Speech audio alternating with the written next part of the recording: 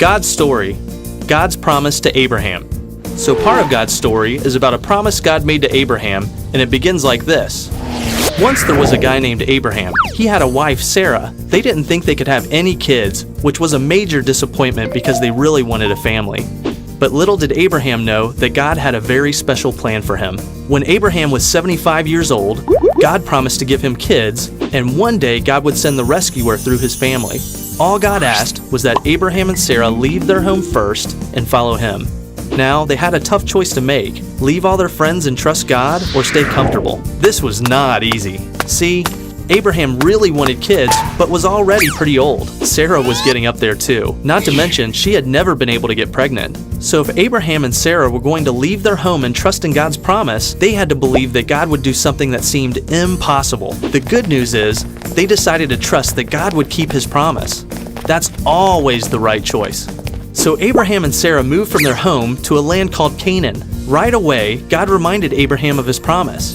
He said, "I will make your children like the dust of the earth." Can specks of dust be counted? If they can, then your children can be counted. This was God's funny way of telling Abraham he would have a lot of kids, because nobody can count every piece of dust. Well, this promise seemed great, but after a while, Abraham and Sarah still had no kids, let alone as many as the pieces of dust. Now, they were really old.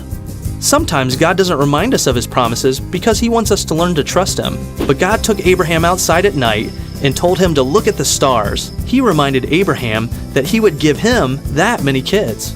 So Abraham decided to keep believing God. He and Sarah waited again.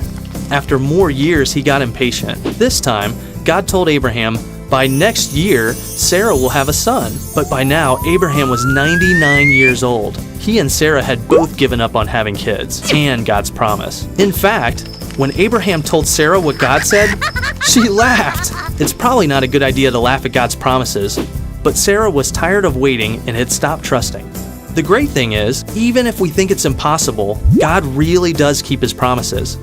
And just like God promised, Sarah got pregnant the next year after Abraham's 100th birthday. When her son was born, she named him Isaac, which means laughter. Sarah said, "God has given laughter to me. Everybody who hears about this will laugh with me." And think about it. A really old lady having a baby is pretty funny. God kept his promise to give Abraham and Sarah a son. Even though they didn't think it was possible, it was easy for God because he can do anything, including giving old people babies. And remember how God was going to give Abraham as many children as the stars in the sky? Well, Isaac grew up and had children who had more children who had more children. This kept going and going and going.